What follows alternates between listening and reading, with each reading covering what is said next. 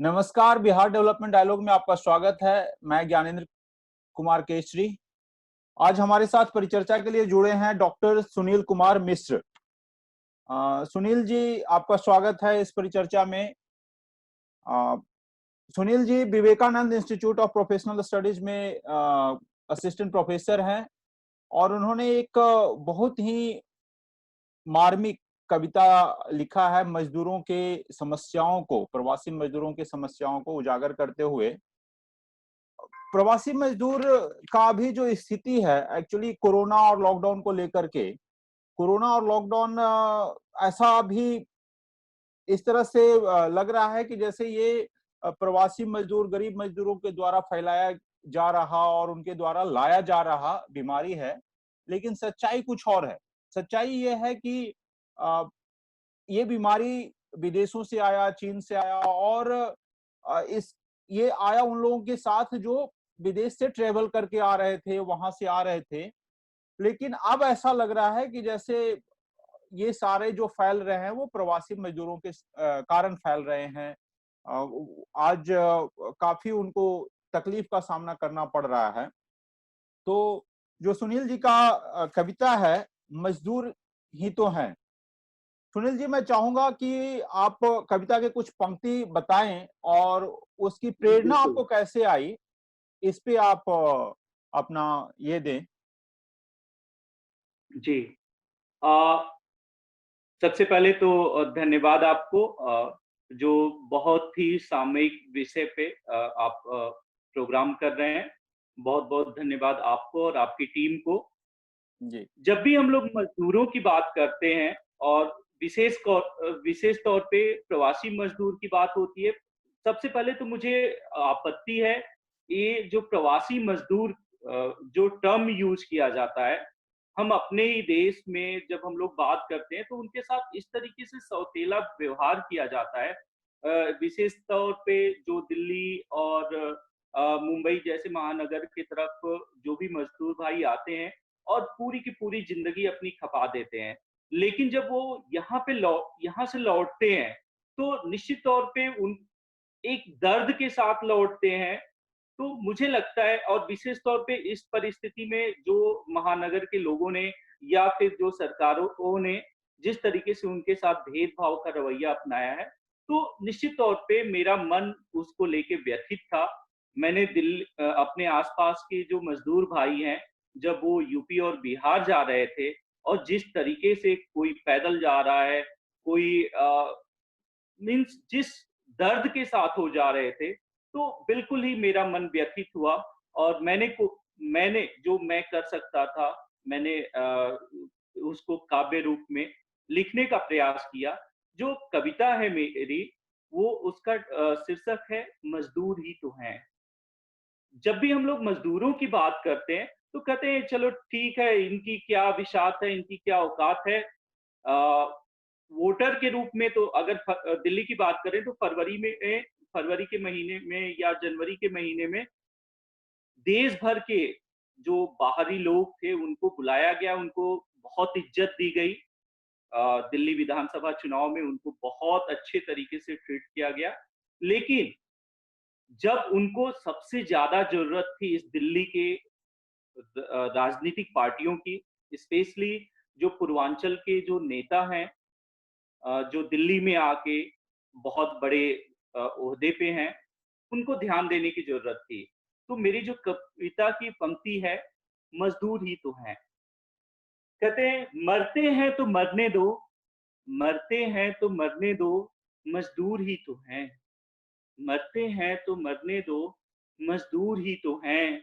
बेबस लाचार गरीब, मजबूर ही तो हैं। बेबस लाचार गरीब, मजबूर ही तो हैं।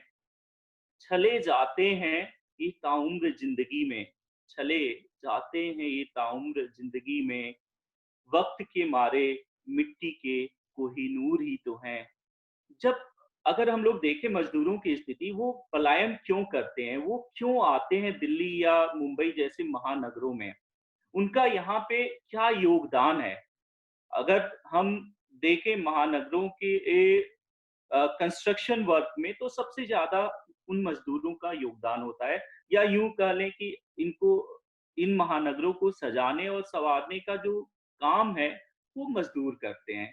लेकिन जब उनको जरूरत पड़ती है तो हम लोग अपने हाथ खड़े कर देते हैं, और ये निश्चित तौर पे उनके साथ सौतेला व्यवहार है। या। जी, ज्ञान। हाँ, तो इसमें आपने कहा है कि छले जाते हैं, मतलब उनका जो जब उनको लाया जाता है, जब जो पॉलिटिशियन हैं या जो आम लोग भी हैं, जैसे हमारे आपकी तरह भी लोग जब वो बिल्कुल। घर के काम को लिए और भी कामों के लिए आप मजदूरों का जब आपको ज़रूरत रहता है, तो आप अपने ज़रूरत के हिसाब से उनका इस्तेमाल करते हैं और जब उनको आज ज़रूरत आया है, तो उनको लग रहा है कि सौतेला व्यवहार हो रहा है। तो जी, और जी। आगे की कविता मैं चाहूँगा कि आप उसको और भी जी, आगे बिल्कुल। सुनाएँ। हाँ, अगला जो छंद है, अ, अगर देखिए मज़दूरों के नेचर के बारे में, तो वो कितना भी कम पैसा मिले, कितनी भी विपरीत परिस्थिति हो, हमेशा उनके चेहरे पे मुस्कुराहट रहेगी। हुँ, क्योंकि वो इतना दर्द झेल चुके होते हैं, समाज के द्वारा जो दिया गया दर्द है या सरकार के द्वारा जो दिया गया दर्द है, उसको झेलते हुए इतने वो आदी हो जाते हैं कि उनको, मतलब वो ये पता होता है कि ये दर्द जो है कहीं न कहीं समाप्त हो जाएगा, और हमेशा वो मुस्कुराते रहते हैं। उनके चेहरे पे हमेशा एक मुस्कुराहट आपको देखने को मिलेगी। तो अगली पंक्ति है, दुःख में मुस्कुराने का हुनर आता है इन्हें, दुःख में मुस्कुराने का हुनर आता है इन्हें, सदियों से ही कुचला जाता है जिन्हें, कीड़े-मकोड़ों से ज़्यादा वजूद नहीं कोई, कीड़े-मकोड़ों से ज़्यादा वजूद नहीं कोई, सुख गढ़ते हैं पर सुख से दूर ही तो हैं। जितने भी सुख के संसाधन हैं, वो जुटाने में मज़दूरों का बेहद योगदान होता है। लेकिन अगर हम लोग बात करें कि उनको खुशियाँ मिलें, उनको सुख मिले, तो शायद ऐसा नहीं है। और ऐसा नहीं कि ये आज की सरकार की या आज के समाज की बात हम कर रहे हैं, ये परंपरा सदियों से चली आ रही है। जो मज़दूर तबका है, उसको इसी तरीके से हम लोग देखते आए हैं, हमारा नज़रिया उनके प्रति यही है। तो ये बहुत बड़ा चैलेंज है हमारे लिए कि आज ज़रूरत है समाज को अपनी सोच बदलने की, आज ज़रूरत है सरकार को अपना नज़रिया बदलने का। जी, ज्ञान जी। जी, आगे उसको बढ़ाएँ। जी। अ, गाँव से आते क्यों हैं? अगली जो पंक्ति है कि वो लोग गाँव से आते क्यों हैं? तो गाँव से शहर भाग आते हैं अभागे, गाँव से शहर भाग आते हैं अभागे, लाते हैं साथ ज़िम्मेदारियों के धागे, लाते हैं साथ ज़िम्मेदारियों के धागे, बहन का सम्मान और पिता की लाठी, बहन का सम्मान और पिता की लाठी, माँ के आँखों के नूर ही तो हैं। जी, ज्ञानंद जी। तो आप इसमें है कि जो आने का है उनका वो मजबूरियां हैं और जो जिम्मेदारियां हैं, ऑब्वियस है कि उनको जहां से आते हैं वहां रोजगार नहीं है वहां, और जिम्मेदारियों के चलते वो आते हैं। आपने कुछ बिल्कुल, उदाहरण दिया है कि अगर हम जी, जी। अगर हम किसी भी मज़दूर भाई की बात करें, तो हम देखते हैं कि वो ज़िम्मेदारियों से इतना जकड़े हुए हैं। एक तो उनके पास उतने खेत खलिहान नहीं है। अगर खेत हैं भी तो कुछ ऐसे मज़दूर भाई हैं कि उसमें उपज नहीं होती है। कहीं पे अगर बिहार की बात करें तो एक एरिया है कि बरसात में इतने पानी होता है बाढ़ की वजह से, हम्म, वो अपना पलायन करने को मजबूर होते हैं। तो कहीं न कहीं अगर हम उनको रोज़गार वहीं पे देना शुरू करें, कहीं न कहीं उनको वहीं पे हम लोग कोई व्यवस्था करें ताकि वो अपनी रोज़ी-रोटी कमा सकें, तो शायद पलायन इस तरीके से नहीं होगा। वो अपने, चाहे यूपी की बात करें, चाहे बिहार की बात करें, झारखंड की बात करें, या कहीं का भी मज़दूर कहीं भी पलायन नहीं करेगा। बहुत ही मजबूरी में वो आते हैं।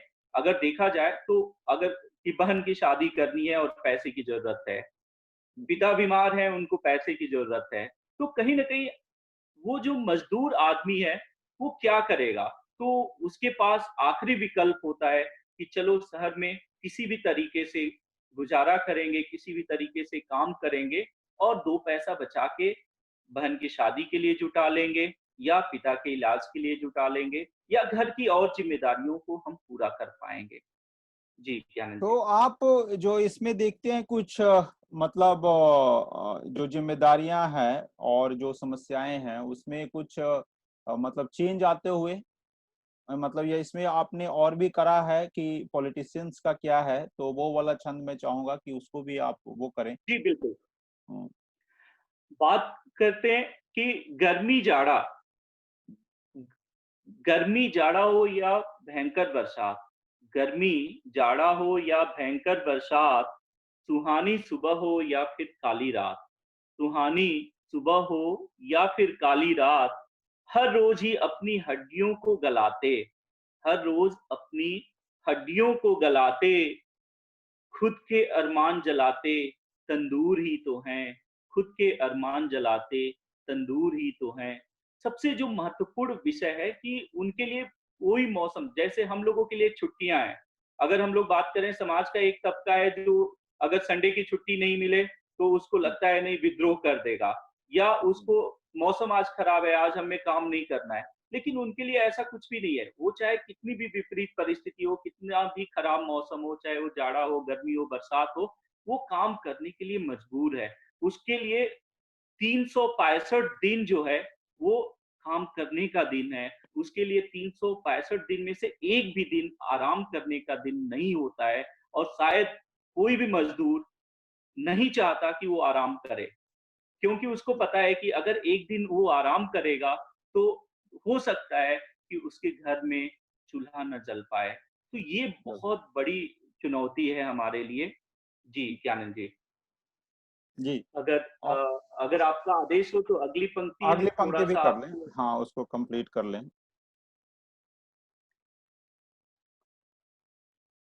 ले आते हैं किसी को जहाज में बिठा के, ले आते हैं किसी को जहाज में बिठा के, विशेष तौर पे जो विदेश में प्रवासी भाई हमारे थे, तो उनको जहाज में बिठा के लाया गया और बहुत सम्मान के साथ लाया गया। कोई भी चाहे वो अमेरिका हो, ब्रिटेन हो या दुबई हो या किसी और देश में थे, उनको बहुत आदर पूर्वक लेके हम लोग आए। तो उसी को लेके है, ले आते हैं किसी को जहाज में बिठा के, भगा देते हैं आप साहब इनको रुला के, भगा देते हैं साहब आप इनको रुला के, बहुत कुछ कहती हैं नम आंखें इनकी, बहुत कुछ कहती हैं नम आंखें इनकी, कसूर इतना है कि बेकसूर ही तो हैं, कसूर इतना है कि बेकसूर ही तो हैं।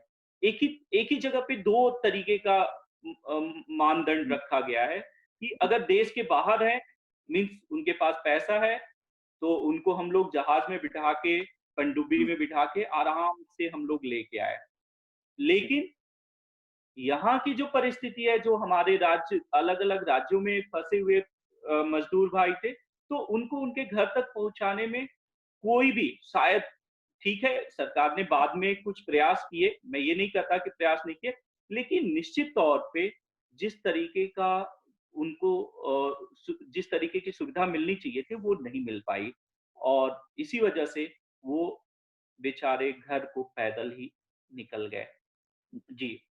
आगे भी कंप्लीट अगली करना। पंक्तियाँ है, बड़ा दर्द है दीप इनकी सिसकियों में, बड़ा दर्द है दीप इनकी सिसकियों में, मोल नहीं जिनका सत्ता की गलियों में, मोल नहीं। मजदूर भाई के दर्द की या सिसकियों का, चाहे वो रोएं, कुछ भी हो, सत्ता की गलियों में कोई मोल नहीं है। हमारे जो नेतागण हैं, उनके लिए उनका कोई मोल नहीं है।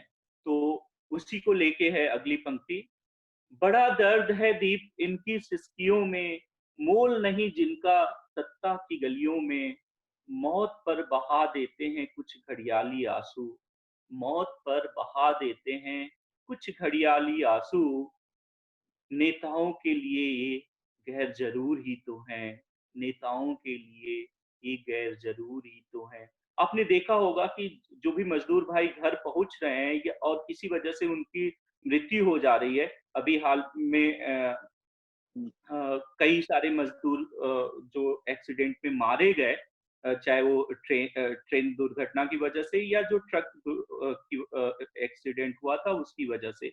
तो बहुत सारे नेता वहां पे गए गांव में और दो वो आंसू गिरा के निकल लिए। तो ये जो आंसू है उनके लिए ठीक है, आप उसको उनके दर्द को समझिए। अगर आप आज उनके दर्द को नहीं समझेंगे, तो निश्चित तौर पे उनके मन से आपके प्रति जो उनके मन में इज्जत है, वो नहीं रहेगी। उनके परिवार के लोग किस दर्द को झेल रहे हैं, जिस जिस किसी बहन का भाई, जिस किसी बाप का बेटा अ, इस ऐसे दौर में उनको छोड़ के चला गया, तो वो कितनी दर्द, कितनी पीड़ा को झेल रहे हैं, उसको भी हम लोगों को ध्यान में रखने की ज़रूरत है। जो अगली पंक्ति है, जिस शहर को अपने पसीने से सींचा, जिस शहर को अपने पसीने से सींचा, उस शहर से लौट रहे बेगरूर ही तो हैं। जिस शहर से, चाहे वो दिल्ली हो, चाहे मुंबई हो, उसकी बात हम लोग करते हैं, महानगर की बात करते हैं। तो जिस शहर को अपने पसीने से सींचा, उस शहर से लौट रहे बेगरूर ही तो हैं। भूल कर जख्म लौट आएँगे कल फिर। भूल कर जख्म लौट आएंगे कल फिर। आपके नजर में ये जी हजूर ही तो हैं। आपके नजर में ये जी हजूर ही तो हैं। आप कितना भी दुत्कारेंगे, उनकी मजबूरी है, वो फिर से आपके आंगन में वापस आएंगे। फिर से उनकी मजबूरी इन शहरों में उनको खींच के लेके आएगी और फिर से ऐसी विपत्तियों में आप उनका साथ छोड़ देंगे, क्योंकि आप जब भी बोलते हैं, वो जी हजूर के साथ, शब्द के साथ हाजिर होते हैं। और आप इसको अपना सम्मान समझिए या जो कुछ भी समझिए, निश्चित तौर पे उनकी मजबूरी फिर से आप तक, मीन्स मुंबई और दिल्ली जैसे शहरों तक उनको खींच के लेके आएगी। और जी, ज्ञानंद जी। जी।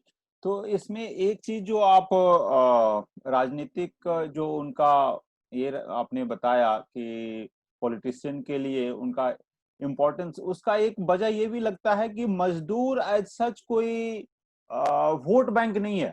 मतलब वोट आपका है कि अ, ये जात हैं, ये धर्म के लोग हैं, तो उस लेवल पे फिर वो बढ़ जाते हैं मजदूर एज सच। मतलब बहुत सारे कंट्री में ऐसा है कि मजदूर एक वोट बैंक के रूप में काम करते हैं। जैसे अगर है कि इस तरह का मजदूर है या प्रवासी मजदूर है या जो भी आप ये कहें, तो उसका एक अलग अपना पहचान अगर बनाना है, अपनी शक्ति को अगर दिखाना है, तो आपको है कि अगर आप एक वोट बैंक के रूप में करते हैं। जहां तक जी, है जी। जैसे अभी आपका है उत्तर प्रदेश के हों, बिहार को हों या और भी जगहों का है, तो वो वापस गए हैं। वापस जाने के बाद उनका जो आइडेंटिटी है, ज्यादातर लोगों का आइडेंटिटी एक मजदूर के रूप में नहीं रहेगा। वो किसी कास्ट के लोग बन जाएंगे, वो किसी धर्म के लोग बन जाएंगे। और फिर जो वोटिंग के उस पे, तो मुझे लग रहा है कि आप जो पॉलिटिकल वाला जो दिए थे इसमें, कि उनका जी, जी, जी। इम्पोर्टेंस फिर नहीं रह जाता है। कि मतलब वो जी, जंगली आंसू तो एक बहा दिए, लेकिन जी, वोटर के जी। रूप में उसको, वो उसके पीछे नहीं जाएंगे। निश्चित तौर पे ज्ञानंद जी, इसमें दो दो चीजें हमें समझ में आती है। पहले तो जो हमारे देश के मजदूर हैं वो बहुत ही भोले हैं। उनको आसानी से लोग अपने मतलब के लिए यूज कर लेते हैं, और काम ज्यों निकलता है, मतलब ज्यों निकलता है, तो फिर उनको साइड कर दिया जाता है। तो एक तो ये है। दूसरी जो चीज है कि कहीं ना कहीं हमारे यहाँ एजुकेशन काफी कम है, स्पेशली अगर हम लोग मजदूर भाई की बात करते हैं, तो वो कम पढ़े लिखे होते हैं, जिसकी वजह से उनके लिए ये मुश्किल होता है कि वो चीजों को समझ पाए। चाहे ये जो जाति सिस्टम है, मैं इस चीज को ये मानता हूँ कि कहीं ना कहीं उनको जाति के का लालच दे के, कहीं पे कोई ना कोई मुद्दा उछाल के, कहीं कोई ना कोई कार्ड खेल के उनको अपने तरफ मिला लेते हैं। और ऐसा नहीं है कि एक पार्टी, चाहे हम किसी भी पार्टी की बात करें, चाहे वो बड़ी पार्टियां हो या छोटी पार्टियां हो, क्षेत्रीय दल हो या राष्ट्रीय दल हो, सबने अपने मतलब के लिए कोई न कोई कार्ड खेला और उनको अपने तरफ किया। और फिर जो चुनाव बीत गए, अगर एग्जाम्पल के रूप में हम दिल्ली की बात करें, तो आपको विश्वास नहीं होगा कि यहाँ पे इतने सारे मजदूर जो यूपी बिहार से हैं और जो कि कई लगभग मतलब मेरे अनुमान से 20 से ज्यादा जो विधानसभा क्षेत्र थे, जिसमें कि वो बहुत इम्पोर्टेंट भूमिका में थे। लेकिन उनका वोट लेने के बाद उनको सीधे किनारे कर दिया गया। तो ये बहुत बड़ा काफ़ी मुश्किल घड़ी है। जी, ज्ञानंद जी। जी, तो उसमें आप क्या बदलाव का क्या देखते हैं कि अगर इस तरह के मतलब जो उनकी परेशानियां हैं वो तो हमेशा होती रही है, जैसे आपने बोला कि हर हमेशा वो मुस्कुराते रहेंगे और जी जी, हुजूर करते रहेंगे। लेकिन जी, जी, जी। इस तरह की जो परेशानियां होते हैं, इस तरह का जो सिचुएशन होता है जो अभी हुआ तालाबंदी में और इस महामारी में, कोरोना महामारी के चलते, तो इससे क्या आपको लग रहा है कि कुछ बदलाव का रहेगा उनके जो बिहेवियर में है कि नहीं, अब हमको ज्यादा सचेत रहना है और हमारे अपने अधिकार को लेकर के ज्यादा वो सजग रहना है, ऐसा आपको दिखता है चेंज होते हुए?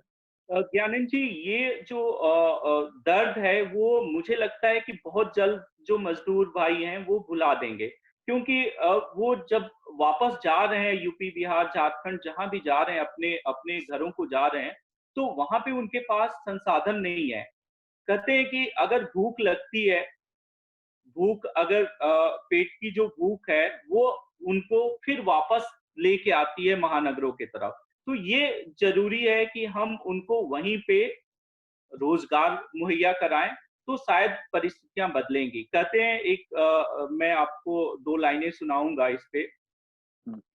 चलते रहे ताउम्र एक छाँव की तलाश में, चलते रहे ताउम्र एक छाँव की तलाश में, सजर मिले भी तो खुश्क समंदर के पास।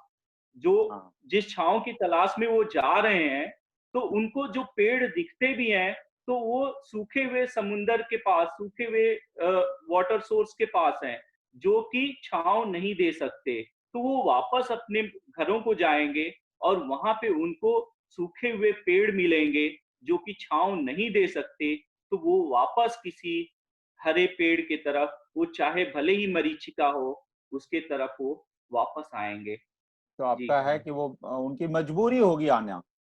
लेकिन इस बिल्कुल। तरह के जो साहित्यिक कविता होता है वो काफ़ी प्रेरणा देता है और लंबे समय तक उनको उनकी जो अभी उनका जो शोषण है, उनकी जो परिस्थिति बनाई गई है उसके लिए वो उनको याद दिलाएगा और उनको कम से कम अपनी अधिकारों के प्रति सजग होने में ये काफ़ी अहम भूमिका निभाएगा।